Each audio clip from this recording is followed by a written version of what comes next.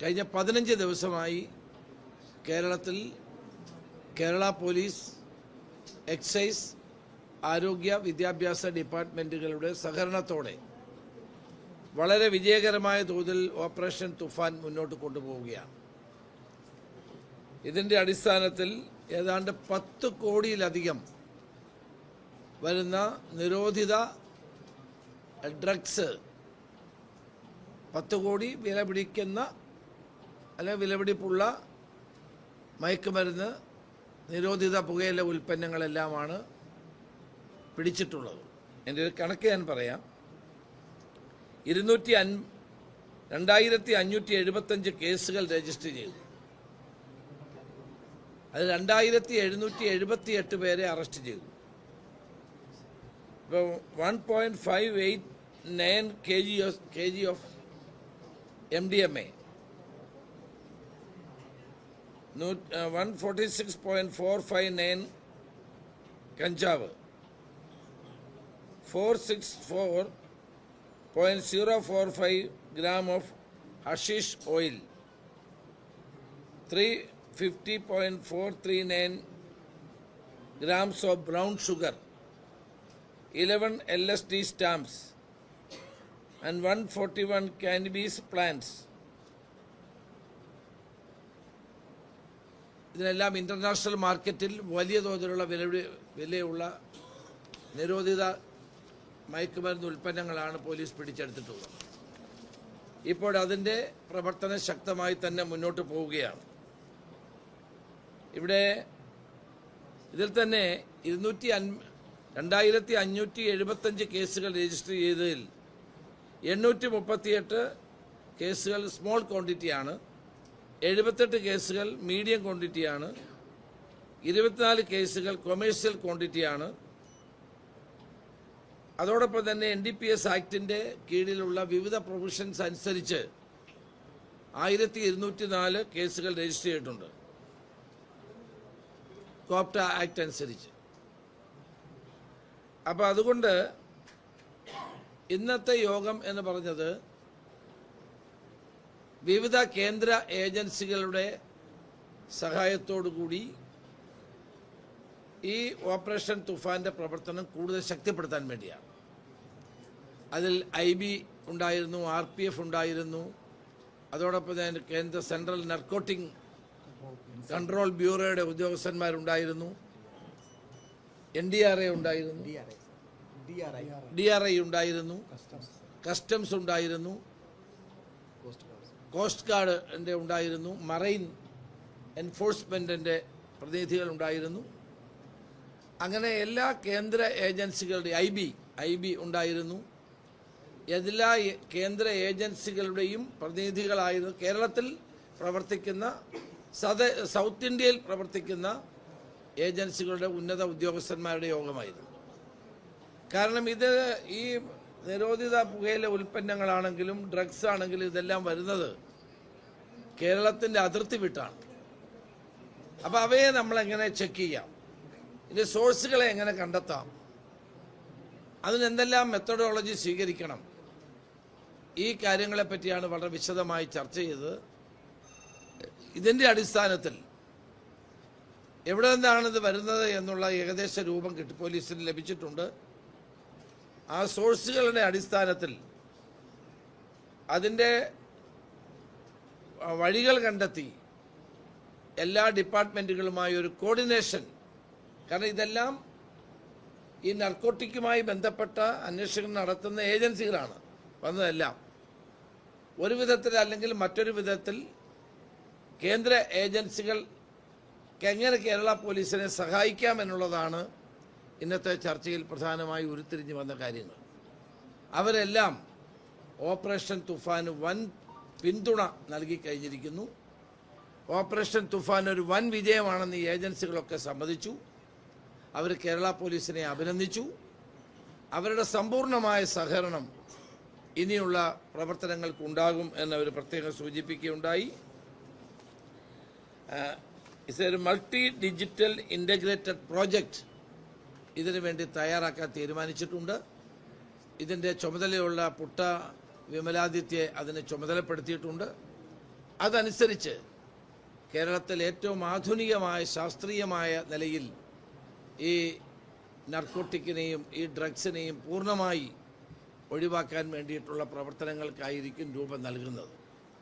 അപ്പോൾ ഇന്നത്തെ ഈ യോഗത്തിലൂടെ ഉരുത്തിരിഞ്ഞു വന്ന അഭിപ്രായങ്ങൾ കൂടി കണക്കിലെടുത്തുകൊണ്ട് നമ്മുടെ പ്രവർത്തനങ്ങളിൽ തന്നെ മാറ്റം വരുത്തും.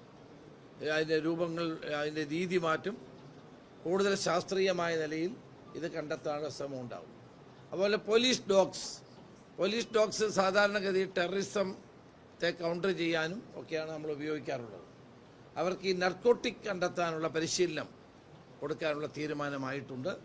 അപ്പോൾ അതുകൂടി ഒരു പ്രധാനപ്പെട്ട ഘടകമാണ്. അപ്പോൾ അങ്ങനെ എല്ലാ തലങ്ങളിലും സംസ്ഥാന സർക്കാർ ഈ കാര്യത്തിൽ വളരെ വിജിലൻ്റ് ആയിട്ടുള്ള പ്രവർത്തനമാണ് നടത്തിക്കൊണ്ടിരിക്കുന്നത്. അതുപോലെ തന്നെ ഇത് 3 ഘട്ടമാണ്.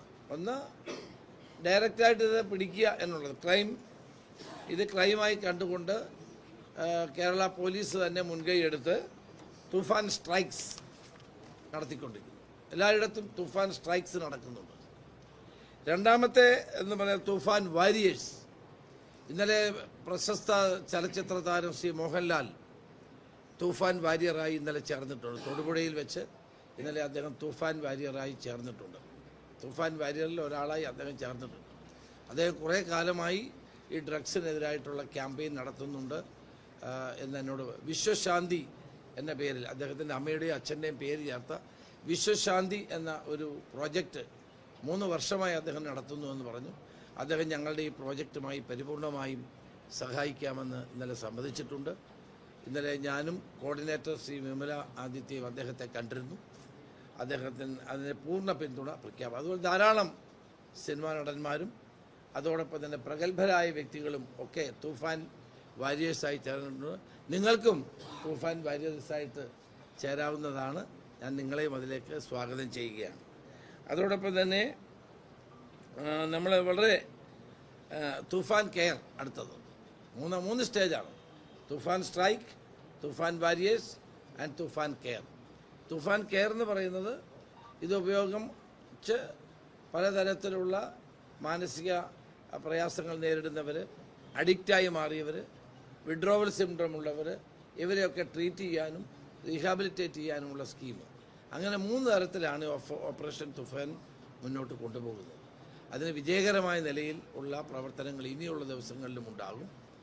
ഇപ്പോഴ് നമ്മൾ ശക്തമായ ഒരു പ്രവർത്തനം നടത്തുന്നത് കൊണ്ട് ഈ മരണത്തിൻ്റെ വ്യാപാരികൾ ഇപ്പോൾ കേരളത്തിൽ ഇതിൻ്റെ സെല്ലിങ് അല്പം കുറച്ചിട്ടുണ്ട്. കേരള പോലീസ് വിഡ്രോ ചെയ്യുമ്പോൾ കൂടുതൽ സെല്ല് ചെയ്യുക എന്നുള്ള ധാരണയിലാണ്. It is not going to stop.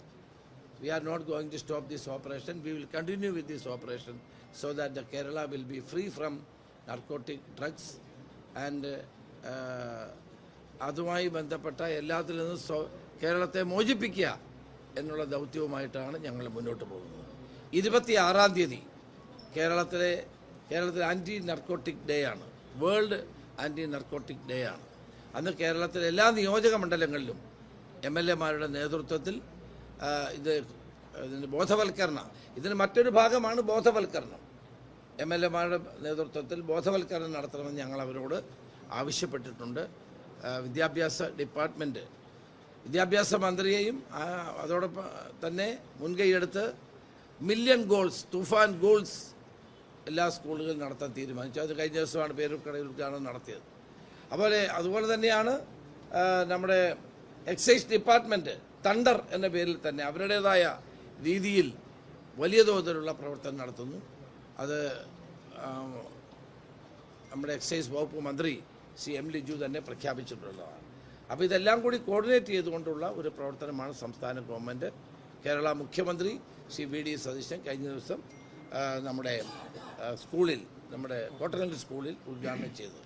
അപ്പോൾ ഇതൊരു കണ്ടിന്യൂസ് പ്രോസസ്സാണ്. അത് തുടർന്ന് മുന്നോട്ട് കൊണ്ടുപോകും.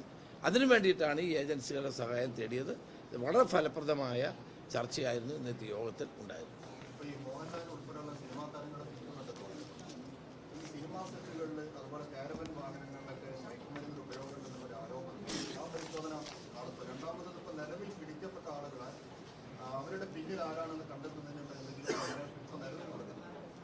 അത് ഈ രണ്ടും വളരെ നല്ല ചോദ്യങ്ങളാണ്. ഒന്ന്, ഞാൻ നേരത്തെ തന്നെ പറഞ്ഞ ഏത് കാരവാനാണെങ്കിലും ഇതിൻ്റെ ഉപയോഗം ഉണ്ടെങ്കിൽ അവിടെ പോലീസ് പരിശോധിക്കും. ഏത് ബോട്ടിലാണെങ്കിലും ഇതുണ്ടെങ്കിൽ പരിശോധിക്കും. DJ പാർട്ടികൾ ഇത് ഉപയോഗിക്കുന്നുണ്ടെങ്കിൽ അവിടെ പരിശോധിക്കും. 5 സ്റ്റാർ ഹോട്ടലുകൾ ഇത് സെല്ല് ചെയ്യുകയോ ഉപയോഗിക്കുകയോ ചെയ്യുന്നുണ്ട് അവിടെ പരിശോധിക്കും. ഇതിന് ആ ഓപ്പറേഷൻ തുഫാൻ ഇതൊന്നും ഒരു ബാരിയേഴ്സ് അല്ല, അതെല്ലാം ചെയ്യും. അതുകൊണ്ടാണ് ആദ്യമേ നമ്മൾ ആവശ്യപ്പെട്ട് എല്ലാവരും ഇതിൽ നിന്ന് പിന്മാറണമെന്ന്. കാരണം നമ്മൾ കേരള പോലീസ്, കേരള ഗവൺമെൻറ് ഇത്രയും വലിയൊരു ദൗത്യം ആരംഭിച്ചപ്പോൾ അതിനെ എല്ലാവരും സപ്പോർട്ട് ചെയ്യേണ്ടതാണ്. പിന്നീട് ഈ രണ്ടാമത്തെ ചോദ്യം ഒരു പ്രധാനപ്പെട്ടതാണ്. അതിനാണ് ഇന്നത്തെ മീറ്റിംഗ്. അതാണ് ഇന്നത്തെ മീറ്റിങ്ങിൻ്റെ ഗൗരവതരമായ ചർച്ചയുണ്ടായത്. ഇതിൻ്റെ സോഴ്സാണ്. ഇതെവിടെ നിന്ന് വരുന്നു, ആര് കൊണ്ടിരുന്നു, ഏതെല്ലാം രീതിയിലാണ് വരുന്നത്. ആകാശത്തൂടെയും കടലിലൂടെയും കരയിലൂടെയും ഇത് വരുന്നുണ്ട്. അപ്പോൾ അതിൻ്റെ സോഴ്സുകളെ സംബന്ധിച്ച് ഉള്ള ചർച്ചകൾ, അത് ഞാൻ മുഴുവൻ കാര്യങ്ങൾ നിങ്ങളോട് പറയുന്നത് ശരിയല്ലാത്തത് കൊണ്ട് അത്തരം കാര്യങ്ങൾ ഞാൻ വിശദമാക്കുന്നില്ല. പറയുന്നത് നമ്മുടെ ഈ ഓപ്പറേഷൻ ഗുണകരമല്ലാത്തതുകൊണ്ട്. അതുകൊണ്ട് ആ രണ്ടാമത്തെ ചോദ്യം വളരെ പ്രധാനപ്പെട്ടതാണ്. സോഴ്സ് കണ്ടെത്തുക, ലഹരി മാഫിയയുടെ വേരിറക്കുക എന്നുള്ള ലക്ഷ്യത്തോടു കൂടി സോഴ്സിനെ കണ്ടെത്താനുള്ള ശ്രമമാണ്. ഇതിൻ്റെ ഒരു ഭാഗമാണ് ഇന്നത്തെ മീറ്റിംഗ്. ഇനി ഇത് 4 എയർപോർട്ടുകളിലും ഇത്തരം മീറ്റിംഗ് ഉണ്ടാകും. അതുപോലെ തന്നെ നമ്മുടെ പോർട്ടുകളിൽ, സീ പോർട്ടുകളിൽ ഈ മീറ്റിംഗ് ഉണ്ടാകും. കാരണം താഴോട്ടുകൂടെ പോകണം. താഴോട്ടുകൂടെ ചെന്ന് യഥാർത്ഥത്തിൽ ആ പോർട്ടുകളിലും എയർപോർട്ടുകളിലും ഒക്കെ സംയുക്തമായ ഒരു ഓപ്പറേഷൻ എല്ലാ ഏജൻസികളും കൂടി നടത്തിയാൽ മാത്രമേ ഇതിനെ നമുക്ക് തടയാൻ കഴിയൂ. ഇത് കൂടുതൽ കാര്യങ്ങൾ വെളിപ്പെടുത്താൻ എന്നോട് നിങ്ങൾ നിർബന്ധിക്കരുത്, അത് ശരിയല്ല എന്നുള്ളത്.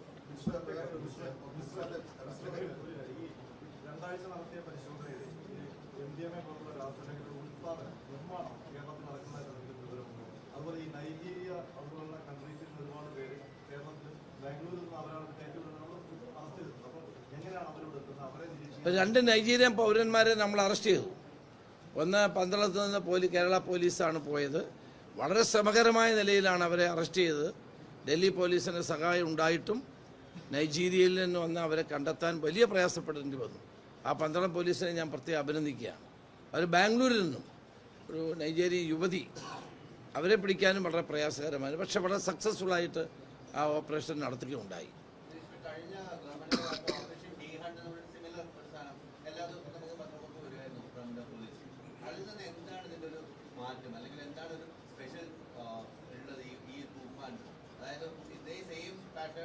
അല്ല, ഞാനതാ എക്സ്പ്ലെയിൻ ചെയ്ത് 3 ഒന്ന് തുഫാൻ സ്ട്രൈക്സ്, തുഫാൻ വാരിയേഴ്സ്. കൂടുതൽ ആളുകളെ, ചെറുപ്പക്കാരെ, വിദ്യാർത്ഥികളെ, സ്റ്റുഡൻറ് പോലീസ് കേഡറ്റിനെ, സമൂഹത്തിൽ പ്രധാനപ്പെട്ട ആളുകളെ മുഴുവൻ തുഫാൻ വാരിയേഴ്സ് ആക്കുകയാണ്. കാരണം അവരതിൻ്റെ അംബാസഡർമാരാകുകയാണ്. ഇതിനെതിരായ ഒരു മുന്നേറ്റത്തിന് അവരെ കൂടെ കൂട്ടുന്നു. 3ാമത്തേത് തുഫാൻ കെയർ, ഈ വന്നിട്ടുള്ള ആളുകളെ റീഹാബിലിറ്റേറ്റ് ചെയ്യുക. ഇപ്പം തന്നെ ധാരാളം, ഇപ്പം മർത്തമ സഭയുടെ തിരുമേനി തന്നെ എന്നോട് പറഞ്ഞു, ഞങ്ങൾക്ക് 13 ഡി അഡിക്ഷൻ സെൻ്ററുകളും സഹായം തേടാം.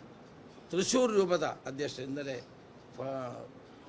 താഴത്ത് പിതാവ് പറഞ്ഞു, ഞങ്ങളുടെ ഡി അഡിക്ഷൻ സെൻ്റർ തരാം. ധാരാളം മുസ്ലിം സംഘടനകൾ മുന്നോട്ട് വരുന്നുണ്ട്, ധാരാളം സന്നദ്ധ സംഘടനകൾ മുന്നോട്ട് വരുന്നുണ്ട്. അവരെ എല്ലാം സഹകരിപ്പിച്ചുകൊണ്ടുള്ള ഒരു ജനകീയ മുന്നേറ്റമാണ് ഓപ്പറേഷൻ തുഫാൻ എന്ന് പറയുന്നത്. അതിനകത്ത് എല്ലാവരും ഉണ്ടാകണം, മാധ്യമങ്ങളും ഉണ്ടാകണം, മാധ്യമ പ്രവർത്തകരും ഉണ്ടാകണം, സമൂഹത്തിൻ്റെ എല്ലാ തലങ്ങളിലുള്ളവരും ഉണ്ടാകണം. എന്നാൽ മാത്രമേ ഇത് സക്സസ്ഫുൾ ആവുകയുള്ളൂ. ഇത് ഒരാഴ്ച കൊണ്ട് നിർത്താൻ കഴിയുന്നതല്ല, നിർത്താൻ പാടില്ല. Should be A continuous process. അപ്പോൾ അതിലൂടെ പരമാവധി നമ്മൾ ബോധവൽക്കരണം നടത്തി ചെറുപ്പക്കാരെ ഇതിൽ നിന്ന് മോചിപ്പിക്കാനും, ഇത്തരം ശക്തികൾ കേരളത്തിൻ്റെ മണ്ണിൽ സ്ഥാനമില്ല എന്ന് നമ്മൾ സ്വയം പ്രഖ്യാപിക്കുകയും വേണം. ഗവൺമെൻറ് നിർബന്ധിക്കുകയല്ല. ഇപ്പം എനിക്ക് ഏറ്റവും വലിയ സന്തോഷം, ഇപ്പം ധാരാളം ആളുകളും സംഘടനകളും ജനങ്ങളും മുന്നിട്ടിറങ്ങുന്നുണ്ട്. കാരണം ഭാവി തലമുറയെ രക്ഷിക്കാനാണ്. പ്രത്യേകിച്ച് നമ്മുടെ അമ്മമാരൊക്കെ, എനിക്ക് വരുന്ന കത്തുകൾ പരിശോധിച്ചാൽ നമ്മുടെ കണ്ണ് നിറയും. ഓരോ പ്രദേശത്തും ജനങ്ങൾ, പ്രത്യേകിച്ച് അമ്മമാർ, തങ്ങളുടെ കുട്ടികളെ പറ്റിയുള്ള ആശങ്കകൾ പ്രകടിപ്പിക്കുന്നത്. നമ്മളതൊന്നും പിന്നെ പരസ്യമാക്കുന്നത് ശരിയല്ലാത്തതുകൊണ്ട് ചെയ്യാൻ പാടില്ല. അത്തരം വികാരപരമായ നിലയിലാണ് ഇതിൻ്റെ റെസ്പോൺസ് വരുന്നത്. അപ്പോൾ അതൊക്കെ ഒരു നാടിന് ചെയ്യേണ്ട കാര്യമായിട്ടാണ് കേരള ഗവൺമെൻറ്, പുതിയ ഗവൺമെൻറ് ഇപ്പോൾ ഇത്തരം കാര്യങ്ങൾ ചെയ്യുന്നത്.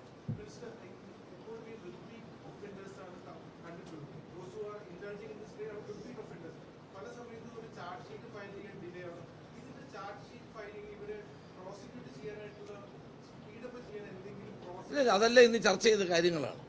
ഞങ്ങളതിന് എന്തെല്ലാം കാര്യങ്ങൾ ചെയ്യണം, പെട്ടെന്ന് ചാർജ് ഷീറ്റ് കൊടുക്കുക.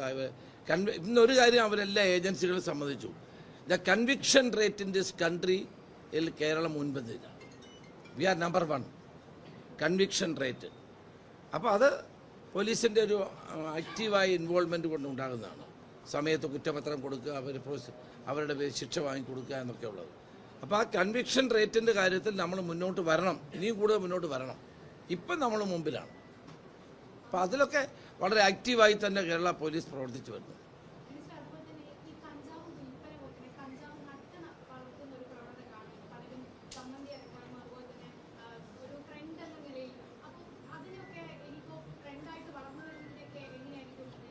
അത് ഒന്ന് ബോധവൽക്കരണത്തിലൂടെയാണ്.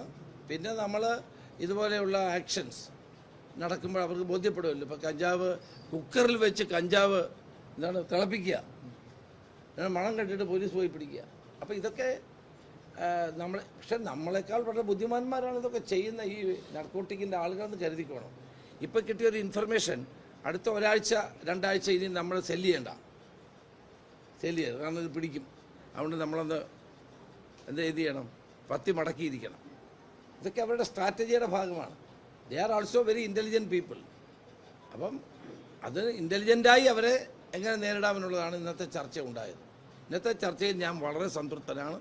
നല്ല നിലയിലുള്ള ഒരു ഭാവിയിൽ ഈ ഓപ്പറേഷൻസ് എങ്ങനെ മുന്നോട്ട് കൊണ്ടുപോകണമെന്നുള്ളതിന് ഒരു ജോയിൻ്റ് ഓപ്പറേഷനും ജോയിൻ്റ് എഫർട്ടിനുമുള്ള വഴി തെളിക്കും എന്നുള്ളതാണ് ഇന്നത്തെ യോഗത്തിൻ്റെ പ്രത്യേകത.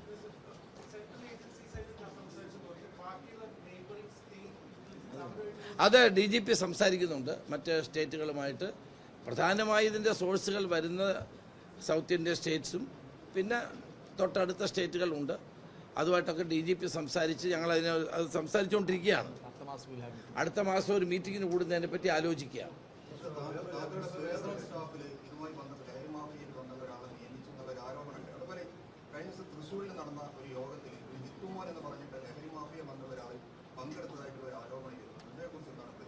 എൻ്റെ യോഗത്തിൽ ആയിരക്കണക്കിന് ആളുകളുണ്ട്. ഏതെങ്കിലും ഒരാൾ വന്നതെന്ന് എനിക്കറിയില്ല. അപ്പോൾ നമ്മുടെ പങ്കെടുത്ത യോഗത്തിൽ 1000-1500 കുട്ടികൾ സെൻറ്റ് തോമസ് കോളേജിലായിരുന്നു.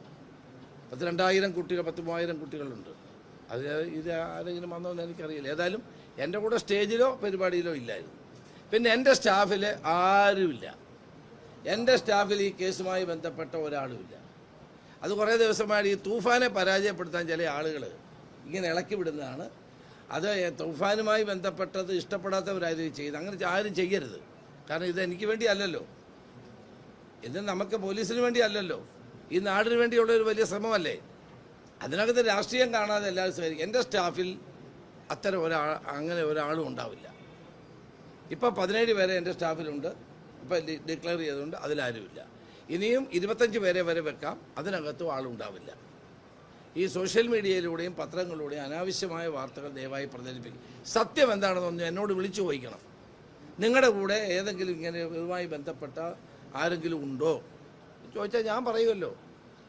ഉത്തരവാദിത്തപ്പെട്ട നേതാക്കന്മാർ പത്രസമ്മേളനം നടത്തി ഇന്നലെ പറയുന്നത് കേട്ടു. അവർക്ക് എന്നോടൊന്ന് ചോദിക്കാമല്ലോ, ഉണ്ടോ, ഇനി ആളിനെ വെച്ചോ, ഇനി ആളിനെ വെച്ചില്ല എന്ന് എന്നോട് ചോദിക്കാമല്ലോ.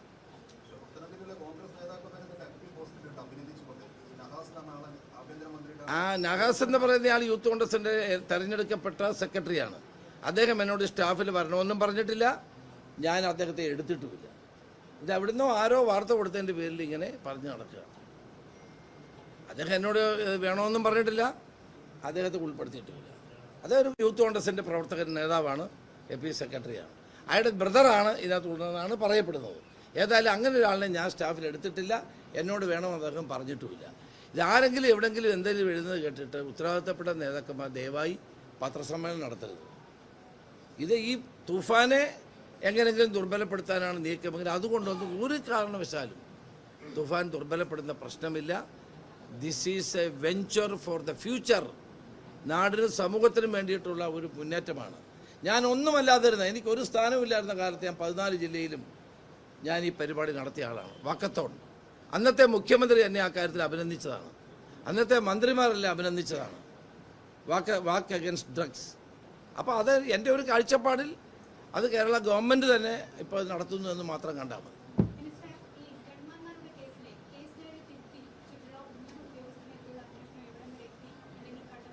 അത് വരട്ടെ. അതിപ്പോൾ എനിക്ക് അന്വേഷണത്തിൽ ഞാൻ ഇടപെടാറില്ലല്ലോ. അത് പോലീസ് അന്വേഷിച്ചിട്ട് അവർ റിപ്പോർട്ട് തരുമ്പോഴല്ലേ നമ്മൾക്ക് അറിയാൻ കഴിയുന്നു.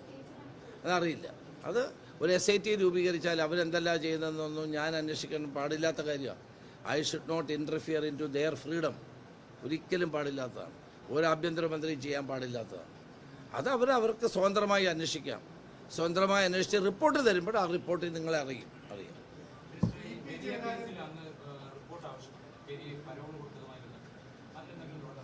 റിപ്പോർട്ട് കിട്ടിയിട്ടില്ല. അതിനെപ്പറ്റി എന്നോട് സംസാരിച്ചിരുന്നു. അന്നത്തെ ജയിൽ DGP സംസാരിച്ചിരുന്നു.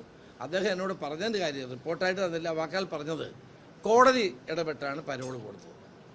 അപ്പോൾ കോടതിയിൽ ഇനി വക്കീൽ മൗനം പാലിച്ചോ ഇല്ലയോ എന്നുള്ളത് എനിക്കറിയില്ല. ഏതായാലും കോടതി ഇടപെട്ടതാണ്, അല്ലാണ്ട് DGP കൊടുത്തതല്ല എന്നാണ്, അല്ലെങ്കിൽ പോലീസ് ജയിൽ ഡിപ്പാർട്ട്മെൻറ്റ് കൊടുത്തതല്ലെന്നാണ് എന്നോട് പറഞ്ഞത്.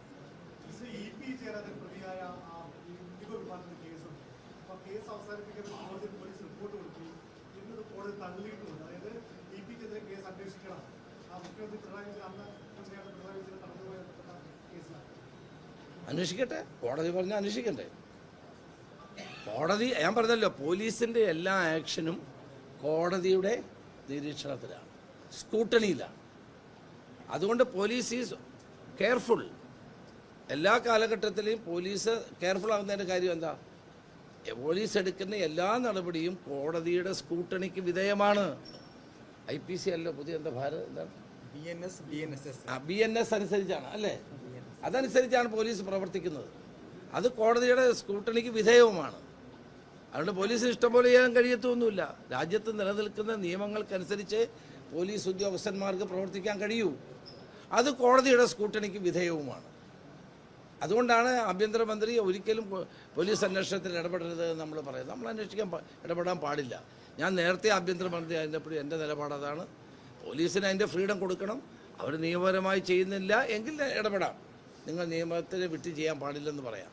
അല്ലാണ്ട് ഏതെങ്കിലും ഒരു കേസിലെ അന്വേഷണത്തെ ഒരു കാരണവശാലും അന്വേഷണത്തിൽ ഇടപെടാൻ പാടുള്ളതല്ല.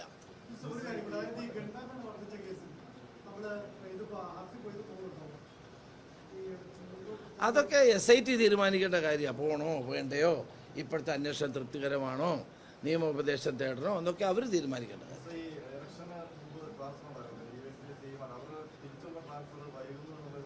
ഏതാ അല്ല, അവിടെ ചെയ്യും. Okay. The narcotic hunt is a mission for the narcotic hunt is കുഴപ്പമില്ല, ഇവിടെ വെച്ചാൽ മതി.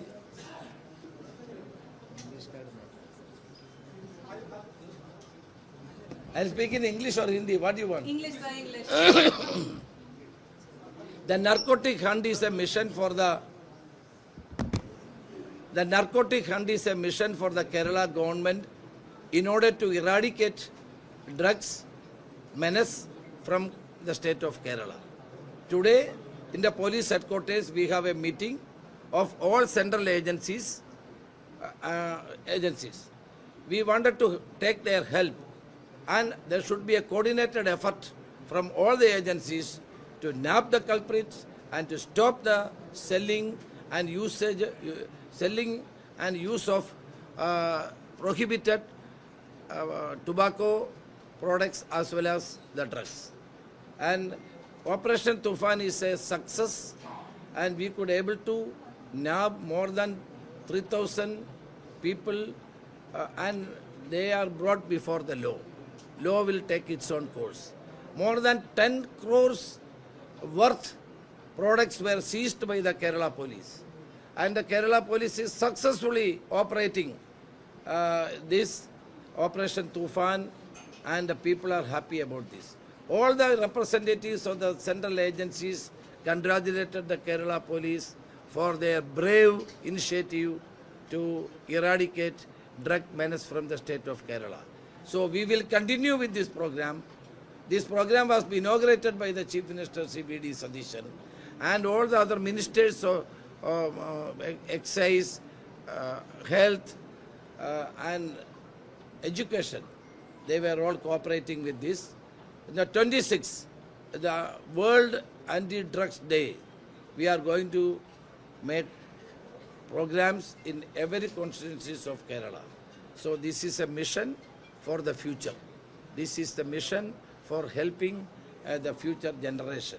I request all the people for total support and help for this program. So which were the agencies that were there in today's meeting, and did you all discuss on the source, on finding the source of Today all the important agencies regarding the narcotic business,